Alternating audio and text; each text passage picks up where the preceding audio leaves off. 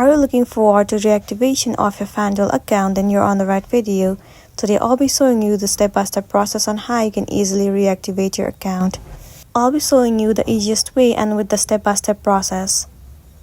So in this page, you will be able to see the step-by-step process on how you can easily reactivate your account. The very first thing you want to do is open the FanDuel app or website and try logging in. If you see an account restriction message, you need to go to Help Center. Inside the Help Center, contact FanDuel customer support through live chat, email support, submit a support request. After that, you need to provide the following information: full name, email address, date of birth, brief explanation, and many more. If FanDuel requests identity verification, upload the required documents such as government-issued ID. And wait for the support team to review your request and respond with the account status. So this is simply how you can reactivate your FanDuel account.